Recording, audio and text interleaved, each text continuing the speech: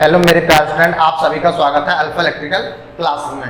तो जैसे प्यारे स्टूडेंट, इससे पहले हमने जो टॉपिक जिसमें हमने सिलेबस के बारे में चर्चा की थी, राजस्थान टेक्निकल हेल्पर के सिलेबस के बारे में चर्चा की थी। आज हम इसी में डेमो क्लास के रूप में एक पहला चैप्टर के बारे में जिसकी हम बात करेंगे। इस टॉपिक का नाम है व्यावसायिक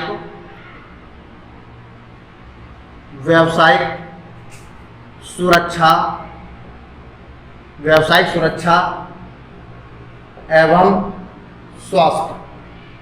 तो जैसे प्यारे स्टूडेंट, हम ये हमारे जो व्यावसायिक कोई भी ट्रेड सही प्यारे स्टूडेंट मेरे कोई भी जो ट्रेड सही, वो चाहे इलेक्ट्रीशियन हो चाहे फिटर हो, उसमें हम उस इंडस्ट्रियल के बारे में सबसे पहले जरूर जानना होता है कि उसमें क्या क्या होता है और वो किस लिए हमें बनाई गई और उसका कहाँ यूज है। तो जैसे प्यारे स्टूडेंट, हम इस टॉपिक में हम सुरक्षा भी पढ़ेंगे, स्वास्थ्य के बारे में पढ़ेंगे, सेफ्टी के बारे में भी नंबर्स ऑफ टॉपिक्स पढ़ेंगे। तो सबसे पहले जैसे हम बात करते हैं, जो हमारी ट्रेड है इलेक्ट्रीशियन, बात करते हैं पहले इलेक्ट्रीशियन को हम क्या कहते हैं? विद्युत कार कहते हैं हिंदी में। अब जो विद्युत कार होता क्या है, उसका कार्य क्या है, इस ट्रेड में इस टॉपिक्स में हम व्यावसायिक सुरक्षा स्वास्थ्य में यही पढ़ेंगे कि इलेक्ट्रीशियन कौन कौन से होते हैं, किस इलेक्ट्रीशियन का कहाँ कहाँ उपयोग होता। और इसमें जो नंबर ऑफ टॉपिक्स जो क्वेश्चन एग्जाम में रिलीज होते हैं वो प्रॉपर रूप से जो आपको रिलीज होते हैं, जैसे यहाँ पे सेफ्टी सिंबल, फायर, आग कैसे कितनी प्रकार, उन आगों को बुझाने के लिए अग्निशामक यंत्र, वहां से नंबर ऑफ टॉपिक्स क्वेश्चन पूछे जाते हैं। उन्हीं टॉपिकों को हम कवर करने की कोशिश करेंगे। तो जैसे प्यारे सबसे पहले हम बात करते हैं कि विद्युत की खोज कैसे हुई।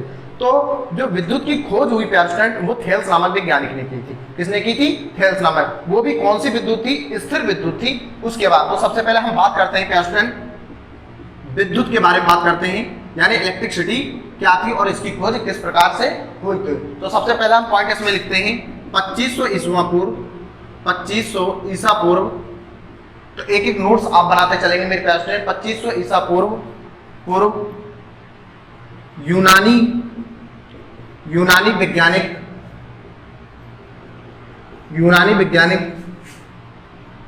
थेल्स नामक वैज्ञानिक ने, यूनानी वैज्ञानिक थेल्स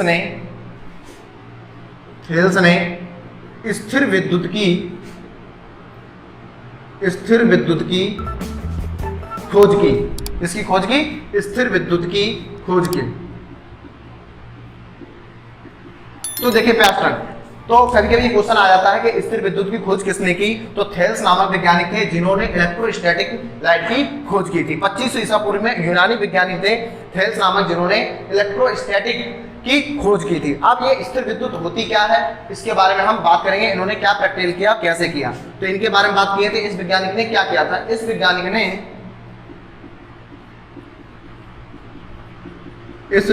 ने अबनूस की छड़ को, क्या कहते हैं? अबनूस की एक छड़ होती है जो इंसुलेटर की तरह काम करती है। अबनूस की छड़ को बिल्ली की खाल से, अबनूस की छड़ को बिल्ली की खाल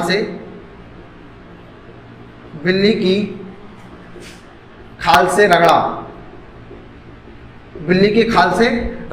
तो इस वैज्ञानिक ने अबनूस की छड़ को बिल्ली की खाल से रगड़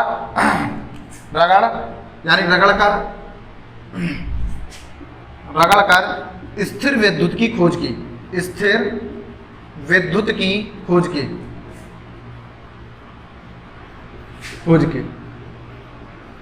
तो जैसा हमने सबसे पहले बताया था कि इन्होंने थेल्स नामक वैज्ञानिक थे, इन्होंने क्या किया था? स्थिर विद्युत की खोज की। इस वैज्ञानिक ने अबनूस की छड़ को बिल्ली की खाल से रगड़ कर स्थिर विद्युत की खोज की थी। अब इनका प्रयोग क्या था, इसने कैसे कैसे उपयोग किया, उनके बारे में बात करते हैं। परंतु स्थिर विद्युत का उपयोग न होने के कारण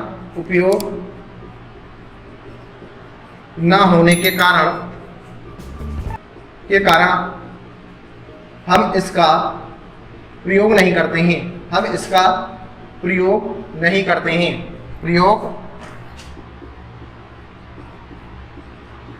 करते हैं क्योंकि प्यारे ये जो विद्युत थी, स्थिर विद्युत थी, वो चलित विद्युत नहीं थी। कौन सी विद्युत नहीं थी? चलित विद्युत नहीं थी। इस वजह से इस विद्युत का कोई उपयोग नहीं किया जाता था, क्योंकि हमें जो आगे सीखना है वो चलित विद्युत के बारे में बात करना है। और यहाँ पर स्थिर विद्युत की बात की गई है, तो इलेक्ट्रोस्टैटिक जो इलेक्ट्रिसिटी होती है उसका हमारा प्रॉपर रूप से कोई उपयोग नहीं किया जाता है। तो यहीं पर इन्होंने, इनकी थ्योरी थी, इन्होंने क्या किया था कि अब उसकी छड़ को बिल्ली की खाल से रगड़ा, वहां पे आकर्षण और प्रतिकर्षण का गुण देखा। उसके बाद इन्होंने कहा कि इससे विद्युत तो पैदा होगी मेरे प्यारे स्टूडेंट, परंतु उसका कुछ उपयोग नहीं है हमारे लिए, इस वजह से इनकी थ्योरी यहीं पर खत्म हो गई। तो आपको कोई भी पूछे कि सबसे पहले विद्युत के बारे में पूछे तो विद्युत खोज, स्थिर विद्युत की खोज किसने की थी? थेल्स नामक वैज्ञानिक ने की थी। इन्होंने अपना प्रैक्टिकल किया और इसका कोई उपयोग ना होने के कारण ये यहीं से फ्लॉप हो गए थे।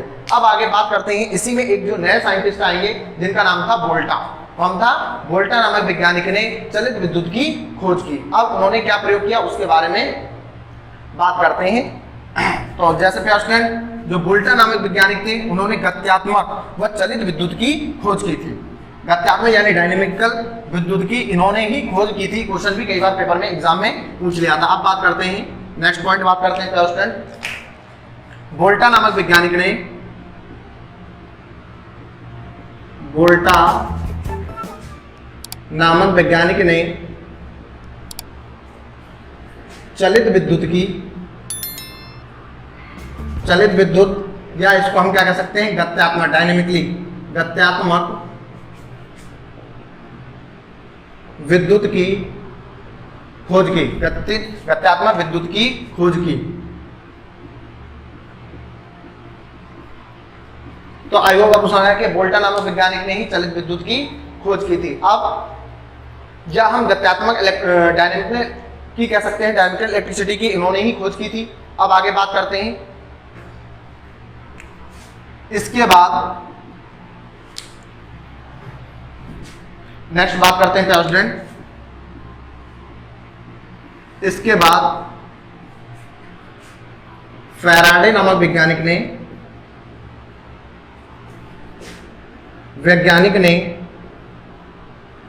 प्रेरण के सिद्धांत पर चलित विद्युत की खोज की। इसके बाद फैराडे नामक वैज्ञानिक ने प्रेरण के सिद्धांत पर चलित विद्युत की खोज की, चलित विद्युत की खोज की। तो अब प्यारे स्टूडेंट बात करेंगे कि इंडक्शन, तो इंडक्शन नियम के बारे में आगे प्रॉपर रूप से इसके बारे में जानेंगे कि इस वैज्ञानिक ने इंडक्शन के नियम पे क्या कहा था। तो इन्होंने इंडक्शन के बारे में क्या बताया था, जब किसी दो चालकों को किसी गति अवस्था या चुंबकीय क्षेत्र में घुमाया जाता है तो उसमें से चुंबकीय बल रेखाएं निकलती हैं और चुंबकीय बल रेखा के कारण उसमें चुंबकीय फ्लक्स क्रॉस करता है, जिसके कारण हमें ईएमएफ जनरेट होता है, वो हमारा क्या था, इंडक्शन। तो उसके सिद्धांत पर इन्होंने विद्युत की खोज की थी। तो जैसा समझ में आ गया होगा स्टूडेंट कि इन्होंने अब इस वैज्ञानिक ने क्या हुआ था प्यारे स्टूडेंट, इस वैज्ञानिक ने क्या था, एसी व डीसी। तो अभी जैसे प्यारे स्टूडेंट हम बात कर रहे हैं एक नॉर्मल ओवरव्यू की कि विद्युत क्या थी, कैसे पैदा हुई। इस चैप्टर में हम बेसिक चीज के बारे में अभी बात करते हैं, ठीक है। इस वैज्ञानिक ने, फैराडे नामक वैज्ञानिक, इस वैज्ञानिक ने डीसी जनरेटर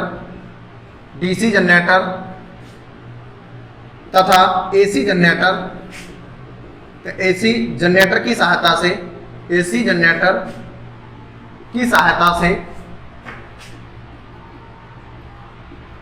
सहायता से चलित विद्युत की खोज की, चलित विद्युत की खोज की।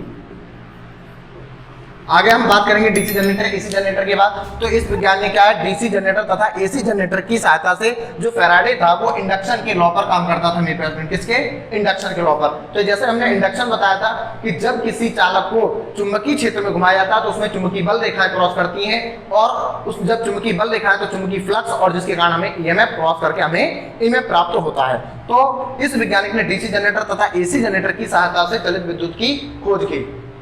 अब जबकि आपको पता है प्यारे स्टूडेंट कि डीसी जनरेटर द्वारा, ये क्वेश्चन कई बार एग्जाम में पूछा गया है, कई बार एग्जाम में, डीसी जनरेटर द्वारा अधिकतम 650 वोल्ट का उत्पादन किया जाता है, किया जाता है। तो प्रॉपर रूप से आप नोट्स जरूर बनाते चलेंगे मेरे प्यारे स्टूडेंट। मैं एक एक लाइन लिख रहा हूँ प्यारे स्टूडेंट कि डीसी जनरेटर द्वारा अधिकतम वोल्टेज 650 वोल्टेज का उत्पादन किया जाता है। ये क्वेश्चन कई बार यूपीपीसीएल में पूछा जाता है कि डीसी जनरेटर द्वारा अधिकतम कितना वोल्टेज जनरेट होता है। 650 वोल्टेज डीसी जनरेटर द्वारा मेरे प्यारे स्टूडेंट जनरेट किया जाता है, जो कि एक मीडियम वोल्टेज के रिगार्डिंग आता है। किसमें आता है प्यारे स्टूडेंट? मीडियम वोल्टेज के रिगार्डिंग भी ये आता है। अब बात करते हैं प्यारे स्टूडेंट एसी जनरेटर की बात करें प्यारे स्टूडेंट। एसी जनरेटर द्वारा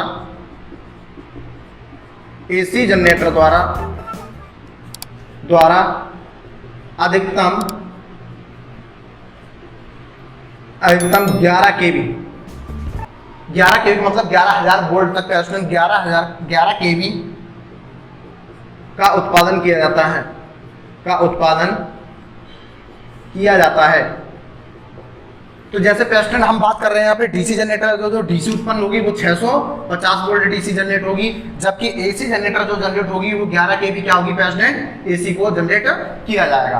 तो आई होप आपको समझ में आ गया कि कैसे फैराडे नामक वैज्ञानिक ने डीसी जनरेटर और एसी जनरेटर का आविष्कार किया और उसकी सहायता से हमने डीसी के लिए 650 मैक्सिमम वोल्टेज और एसी के लिए 11 केवी तक वोल्टेज का जनरेशन किया।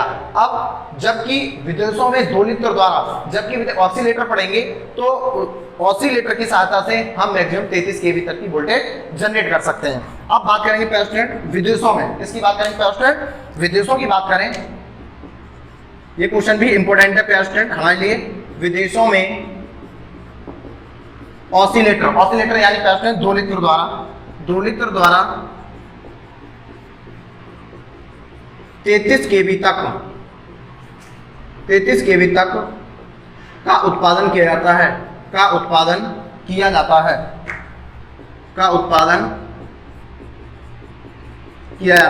तो आई होप समझ में आ गया होगा प्यारे स्टूडेंट कि जबकि विदेशों में जो ऑसिलेटर द्वारा कितनी रेटिंग पैदा की जाती है 33 केवी तक आपका जनरेशन किया जाता है। एसी जनरेटर वो क्या करता है? फ्रीक्वेंसी को ऑसिलेट करने के बाद 2 लित्र द्वारा हम 33 केवी तक उसकी फ्रीक्वेंसी को एम्पलीफाई मेगाहर्ट्ज तक यानी किलोहर्ट्ज से मेगाहर्ट्ज तक उसको एम्पलीफाई करने के लिए ऑसिलेटर की सहायता से हम 33 केवी तक का जनरेशन कर सकते हैं। जबकि इंडिया में जो जनरेशन होता है एसी का वो 11 केवी तक ही किया जाता है।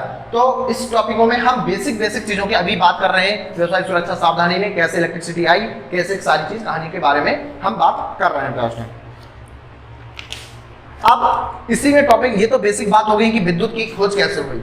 अब अगर किसी विद्युत झटका लगने का कारण क्या हो सकता है कि किसी व्यक्ति को विद्युत झटका कितने वोल्ट पर लगता है, इसका कारण क्या हो सकता है, इसके बारे में क्वेश्चन कई बार एग्जाम में पूछा जाता है। कि जैसे पैस्टन हम बात करें कि इलेक्ट्रिक शॉक 90 वोल्ट पर अगर किसी सामान्य मनुष्य के 90 वोल्ट अगर उसके अक्रॉस हो जाते हैं तो उसे विद्युत झटका लगना महसूस हो जाता है।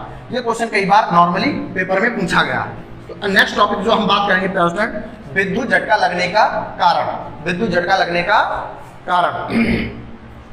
तो नेक्स्ट पॉइंट लिखेंगे, नेक्स्ट हेडिंग है पेपर स्टूडेंट विद्युत इलेक्ट्रिक शॉक, विद्युत झटका लगने का कारण यानी इलेक्ट्रिक शॉक लगने का कारण क्या होता है पेपर स्टूडेंट। तो हम इसमें बात करेंगे कि सामान्य मनुष्य को 90 वोल्ट जब उसके शरीर से अक्रॉस हो जाते हैं तो वहां पर इलेक्ट्रिक शॉक लगना महसूस हो जाता है। ये क्वेश्चन कई बार आता है। इसको लिखते हैं प्रेसिडेंट सामान्य मनुष्य को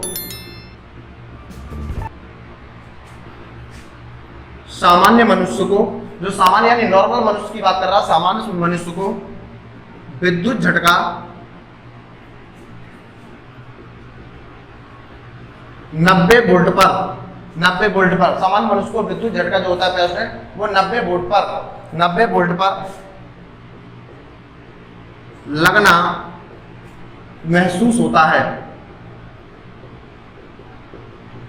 यानी अगर किसी व्यक्ति के यानी सामान्य मनुष्य अगर अक्रॉस उसे 90 वोल्टेज अक्रॉस कर जाता है तब उसे क्या होता है, एक इलेक्ट्रिक शॉक यानी झटका लगना महसूस होता है। क्योंकि आप विद्युत की प्रकृति जानते हो, विद्युत को ना तो देखा जा सकता ना छुआ जा सकता, ओनली सिर्फ उसे महसूस किया जा सकता है। ये आगे हम बताएंगे इलेक्ट्रिसिटी की क्या है प्रोबेबिलिटी है, यानी इलेक्ट्रिसिटी की जो प्यारे स्टूडेंट क्या होता है, एक नेचर होता है, प्रकृति।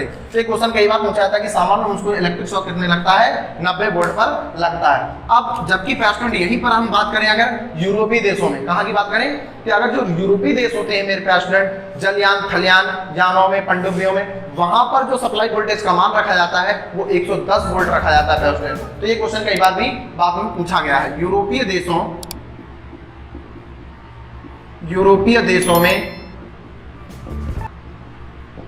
देशों में जलयानों थलयानों, जलयान जो जलयान होते हैं, जल में चलते हैं, जलयान थलयानों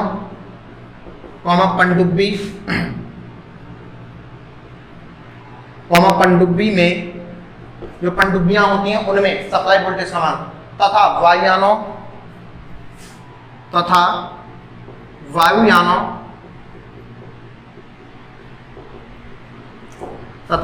वायुयानों में एक एक करके प्रॉपर आप नोट्स जरूर उतारेंगे सभी स्टूडेंट। में वायुयानों में मेन सप्लाई वोल्टेज का मान, मेन सप्लाई वोल्टेज का मान 110 वोल्ट रखा जाता है। 110 वोल्ट रखा जाता है। तो जैसे मेरे प्यारे स्टूडेंट आपको समझ में आ गया होगा, ये दोनों ही क्वेश्चन इंपॉर्टेंट हमारे लिए कि यूरोपीय देशों में जलयान थलयान पनडुब्बी में तथा वायुयानों में मेन सप्लाई वोल्टेज का मान जो रखा जाता है प्यारे स्टूडेंट कितना रखा जाता है, 110 वोल्ट रखा जाता है। अब यहां तक जैसे हमारा प्यारे स्टूडेंट बात आपको समझ में आ गई होगी। अब नेक्स्ट टॉपिक विद्युत धारा, जो इलेक्ट्रिसिटी होती है उसके बारे में बात करेंगे, उसकी गति क्या है। एक तो हम ये भी जानते हैं विद्युत धारा से हम कई सारी डेफिनेशन बताएंगे बेसिक इलेक्ट्रिसिटी में। विद्युत धारा क्या होती है, आवेश प्रवाह की दर को हम विद्युत धारा कहते हैं प्रॉपर रूप से, आवेश प्रवाह की दर को हम विद्युत धारा कहते हैं प्यारे स्टूडेंट। और भी कई सारी डेफिनेशन हम नंबर ऑफ टॉपिक्स के हिसाब से आपको बताएंगे। अब बात करते हैं कि विद्युत झटका लगने का कारण आपको पता चल गया मेरे प्यारे स्टूडेंट। अब हम बात करते हैं विद्युत धारा की गति कितनी होती है। तो नेक्स्ट टॉपिक लिखेंगे प्यारे स्टूडेंट, विद्युत धारा की गति। ये भी कई बार क्वेश्चन पेपर, ये हम सारी चीज बेसिक की बात कर रहे हैं अभी, इसमें ओवरव्यू की बात कर रहे हैं प्यारे स्टूडेंट। तो न्यू हेडिंग डालेंगे विद्युत धारा की गति। तो जैसे पेपर में आप नॉर्मली इलेक्ट्रिसिटी की गति पूछता है कि किस गति से स्पीड से ये चलती है, तो इसके बारे में बात करते हैं। विद्युत धारा की गति या विद्युत धारा की गति या वेग, विद्युत धारा का वेग 3 × 10⁸ मीटर पर सेकेंड होती है। तो जैसे प्यारे हम बात करें कि जो विद्युत धारा की गति वो कितनी होती है, 3 × 10⁸ मीटर पर सेकेंड होती है। यही गति प्यारे स्टूडेंट क्या होती है, प्रकाश की चाल के बराबर होती है। तो हम आगे हम ये भी कह सकते हैं विद्युत धारा की गति, विद्युत धारा की गति प्रकाश की चाल के बराबर होती है, प्रकाश के चाल के बराबर होती है। तो आई होप मेरे प्यारे स्टूडेंट आपको समझ में आ गया होगा कि जो विद्युत धारा गति वही क्या होती है, एक प्रकाश की चाल की, जो स्पीड प्रकाश की होती है वही चाल हमेशा इसकी होती है। अब यहाँ पर जो एक इंपॉर्टेंट बात है प्यारे स्टूडेंट नोट में डाल के लेंगे, कभी पूछता है कि विद्युत धारा की दिशा क्या होती है। हमेशा जो विद्युत धारा की दिशा होती है वो किस प्रकार से होती है उसके बारे में, हमेशा जो विद्युत धारा है वो नेगेटिव से पॉजिटिव की ओर चलती है। कैसे चलती है प्यारे स्टूडेंट, नेगेटिव से पॉजिटिव की ओर। अब बात करेंगे, यहाँ ये क्वेश्चन बहुत इंपॉर्टेंट है, एक पूछता है इलेक्ट्रॉन की दिशा और एक पूछता है विद्युत धारा की दिशा। तो जो हमारी जो विद्युत धारा की दिशा होती है प्यारे स्टूडेंट वो हमेशा नेगेटिव से पॉजिटिव की ओर होती है। तो यहाँ लिखेंगे प्यारे स्टूडेंट, बहुत क्वेश्चन पूछा जाता है, विद्युत धारा की दिशा नेगेटिव से यानी ऋण से, नेगेटिव से ऋण से धन सिरे की ओर होती है, पॉजिटिव की ओर होती है, की ओर होती है। तो जैसा हमने पहले बात की, तो विद्युत धारा की दिशा हमेशा नेगेटिव सिरे से धन सिरे की ओर होती है। ये किसकी है, विद्युत धारा की दिशा। यहीं पर हम दूसरी बात करेंगे, अगर इलेक्ट्रॉन की दिशा पूछता है तो ये बहुत ही इंपॉर्टेंट है हमारे लिए क्वेश्चन, जो पेपर में कई बार रिलीज हुआ है। अब बात करते हैं प्यारे, अगर हम बात करें इलेक्ट्रॉन की दिशा, किसकी बात करें प्यारे, इलेक्ट्रॉन, इलेक्ट्रॉन की दिशा सदैव सदैव पॉजिटिव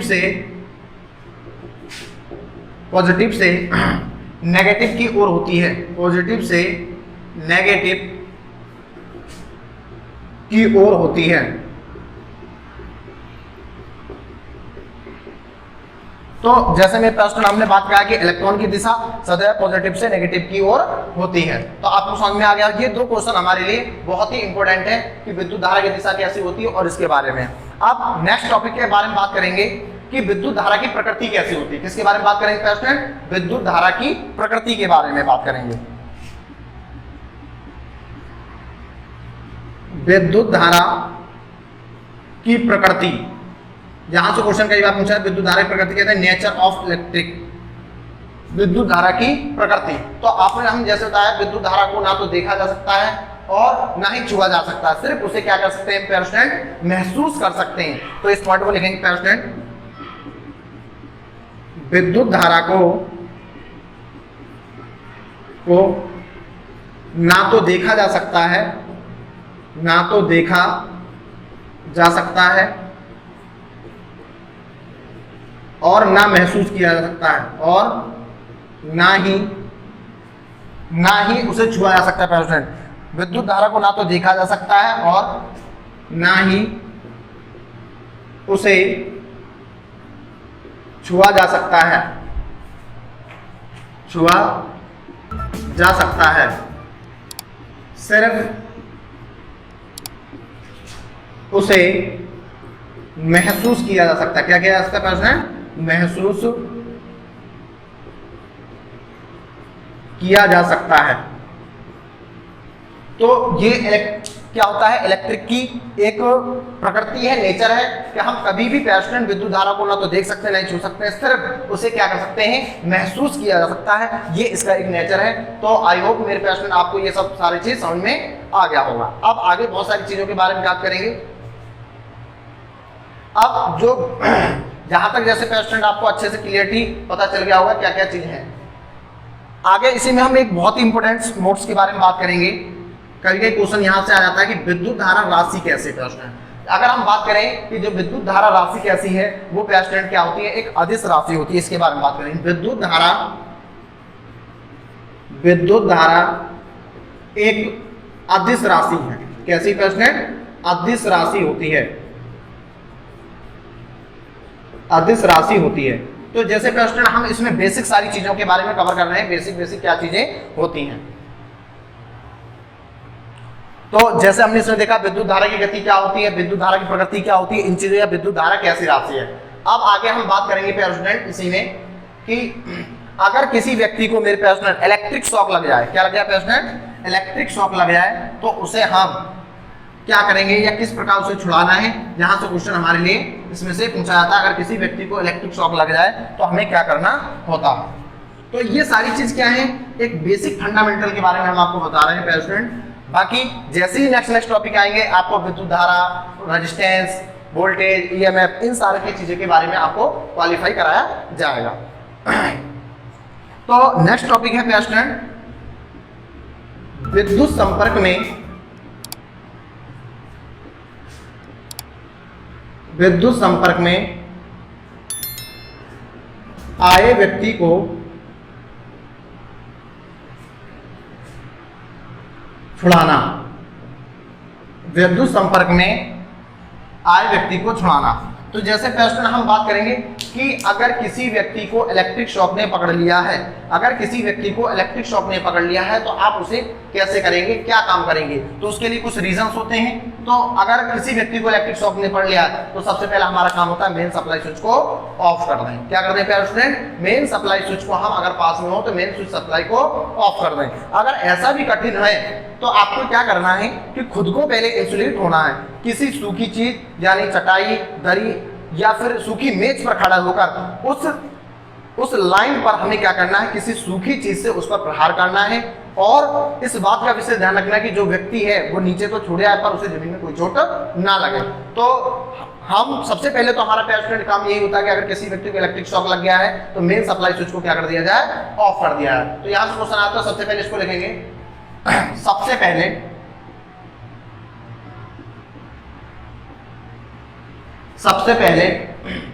हमें मेन स्विच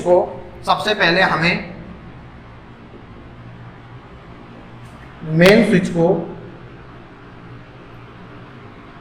ऑफ कर देना चाहिए।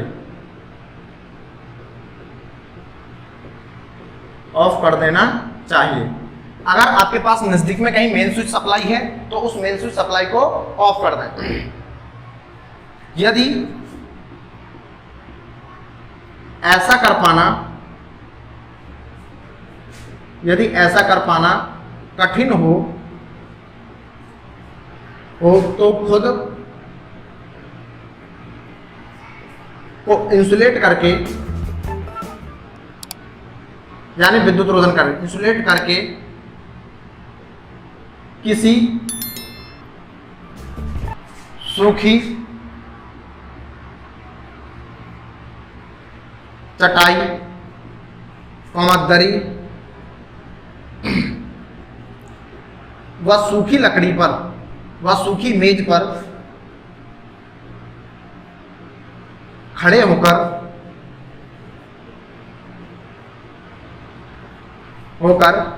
एक सूखी लकड़ी से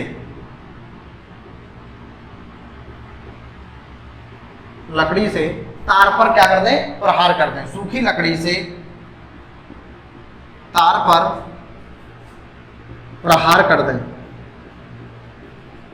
ठीक, तो जैसा हमने प्लान किया, अगर ऐसा कठिन है तो आप क्या करेंगे, उसको इंसुलेट हो और किसी सूखी चीज पर खड़े होकर उस तार को प्रहार करें और व्यक्ति वो नीचे जमीन पर आ जाएगा। पर विशेष ध्यान रखें कि उसे ऐसा ना हो कि नीचे आने पर उसे चोट लग जाए।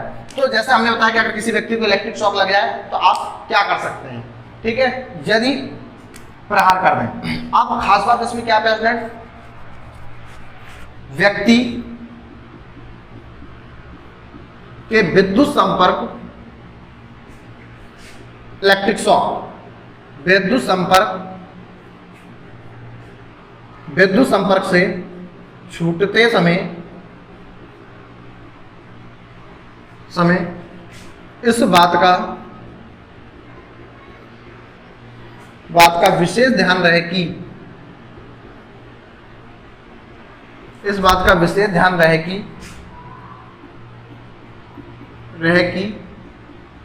वह व्यक्ति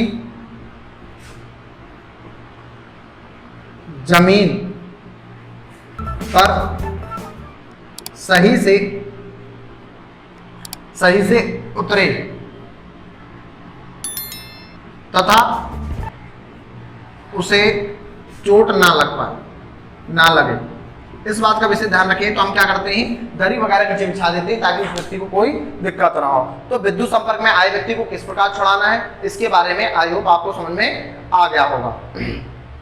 तो अगर किसी व्यक्ति को इलेक्ट्रिक शॉक लग जाता है तो प्रेसिडेंट सबसे पहले काम होता है हमारा कि मेन स्विच सप्लाई को, या फ्यूज होते थे पहले, उनको हम क्या करते हैं, ऑफ कर देते हैं या फ्यूज को हम निकाल देते हैं। अब दूसरा काम क्या करना है, यदि ऐसा कर पाना कठिन हो तो खुद को इंसुलेट कर लेना। क्या करना है, खुद को इंसुलेट करने के बाद आपको किसी सूखी चीज पर खड़े होकर उस व्यक्ति को झटके से नीचे की ओर, यानी डंडे के प्रहार से नीचे की ओर करना है। तो इससे व्यक्ति को क्या होता है, इलेक्ट्रिक संपर्क से छुड़ाया जा सकता है। अब बात करते हैं कि अगर व्यक्ति को ये इलेक्ट्रिक शॉक के संपर्क में आ गया है तो उसकी बॉडी में क्या क्या लॉसेस होंगे उनके बारे में। अगर किसी व्यक्ति को इलेक्ट्रिक शॉक लग गया है तो क्या क्या होता है, नुकसान क्या होते हैं, यहाँ पर जो क्वेश्चन बनते हैं प्रेसिडेंट वो स्टेटमेंट की तरीके से क्वेश्चन बन जाते हैं।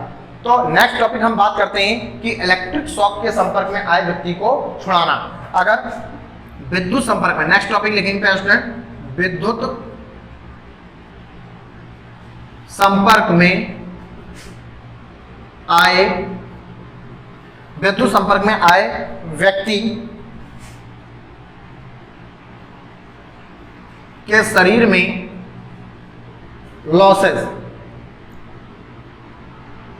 यानी अगर किसी व्यक्ति को इलेक्ट्रिक शॉक लग गया है तो उसे क्या क्या लॉसेस हो सकते हैं। तो सबसे पहले बात कर सकते हैं कि जिस व्यक्ति को इलेक्ट्रिक शॉक लगे तो वहां पर उसका मांस जल सकता है, छाले बन सकते हैं, ब्लड निकल सकता है, बहुत सारी कंडीशन, 3-4 पॉइंट्स हैं जो मैं आपको दिखाता हूं, आप इन्हें अच्छे से नोट करेंगे।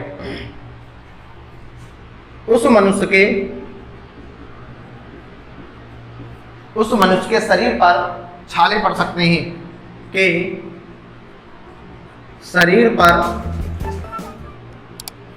छाले पड़ सकते हैं। अगर इलेक्ट्रिक शॉक लग गया है तो पेशेंट क्या हो सकता है, उस मनुष्य के शरीर पर, बॉडी पर छाले पड़ने की संभावना रहते हैं। दूसरा कंडीशन क्या है, उस मनुष्य के शरीर का मांस भी जल सकता है, मांस भी जल सकता है, यानी उसकी बॉडी भी जल सकती है। तो कभी कभी क्या होता है पेशेंट की इलेक्ट्रिक शॉक लगने के बाद वहां पे छाले पड़ जाते हैं, वो मांस भी जल सकता है। तो ये कंडीशन होती है इलेक्ट्रिक शॉक लगने के बाद। अब इसके बाद क्या हो सकता है, मनुष्य के शरीर से ब्लड निकल सकता है, मनुष्य के शरीर से रक्त प्रवाह होने लगता है, यानी ब्लड यानी खून निकलने सकता है, रक्त प्रवाह होने लगता है, होने लगता है। तो आई होप मेरे पेशेंट कि उसके शरीर से क्या लगता है, रक्त यानी ब्लड भी वहां से उसके शरीर से निकलने की संभावना रहता है। और इसके बाद क्या होता है, मनुष्य को सांस लेने में प्रॉब्लम होती है, हार्ट बीट रख सकती है और अति कंडीशन होने पर उसकी मृत्यु भी हो सकती है। अब आगे बात करते हैं पेशेंट, ऊपर कुछ इसके पॉइंट्स हैं कि जैसे हमने पेशेंट आपको बताया है कि इलेक्ट्रिक शॉक लगने के कारण हमारी बॉडियों में क्या क्या लॉसेस होते हैं। इसको रफ कर देते हैं सही से। तो मनुष्य के शरीर में क्या हो सकता है, रक्त प्रवाह हो सकता है। अब मनुष्य को, इसके बाद पेशेंट मनुष्य को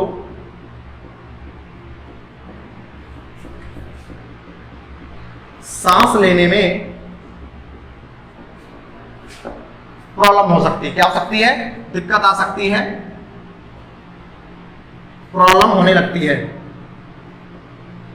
यानी उसकी सांसें लेने में प्रॉब्लम आ सकती है अगर किसी व्यक्ति को इलेक्ट्रिक शॉक लग गया है। इसके बाद ब्लड निकल भी सकता है, व्यक्ति मूर्छित हो सकता है, बेहोश भी हो सकता है, व्यक्ति बेहोश भी हो सकता है। हृदय गति रुकने से, तो ये बहुत सारे कारण हो सकते हैं पेशेंट। हृदय गति रुकने से, हृदय गति रुकने से व्यक्ति की मृत्यु भी हो सकती है, मृत्यु भी हो सकती है। तो जैसा हमने पेशेंट बताया कि व्यक्ति को सांस लेने में प्रॉब्लम हो सकती है और हृदय गति भी हो सकती है। तो इलेक्ट्रिक शॉक लगने से ये 4-5 कारण हैं जो शरीर पे छाले पड़ सकते हैं, उस व्यक्ति का मांस भी चल सकता है, ब्लड सर्कुलेशन रह सकता है, सांस लेने में प्रॉब्लम आती है और अगर उसकी हार्ट बीट रही तो उस व्यक्ति की मृत्यु भी हो सकती है। तो जैसे हमने पेशेंट इसमें बात करी कि व्यक्ति को इलेक्ट्रिक शॉक लगने से उसके शरीर पर क्या क्या हानि होती है। नेक्स्ट वीडियो में, आज जैसे हमने इसमें बताया है, नेक्स्ट वीडियो में हम जो बात करेंगे पेशेंट, वो करेंगे प्राथमिक उपचार के। प्राथमिक उपचार क्या होते हैं कि डॉक्टर के आने से पहले जो ट्रीटमेंट देते हैं प्राथमिक, उनके बारे में हम बात करेंगे नेक्स्ट डेमो क्लास में। तो जैसे हमने आज ये व्यावसायिक सुरक्षा स्वास्थ्य का पहला डेमो था, इसमें हमने बेसिक चीजें सीखी, उसी के हिसाब से हम नंबर ऑफ टॉपिक्स आगे करते हैं। तो ज्यादा वीडियो को शेयर और लाइक भी करेंगे और अच्छे से एक एक टॉपिक के बारे में क्लियर करेंगे। अगर किसी भी बच्चे को डाउट होता तो हमें चैट वाले सेशन में जाकर हमें कमेंट कर सकता और हम उसको रिप्लाई भी देंगे। बाकी जैसे हमारी ये रिकॉर्डेड क्लास मिलेंगे उसके बाद कुछ डाउट सेशन में रहेंगे तो वहां पे आपको लाइव क्लास भी दी जाएगी। तो आज के लिए इतना ही। जय हिंद, जय भारत, थैंक यू।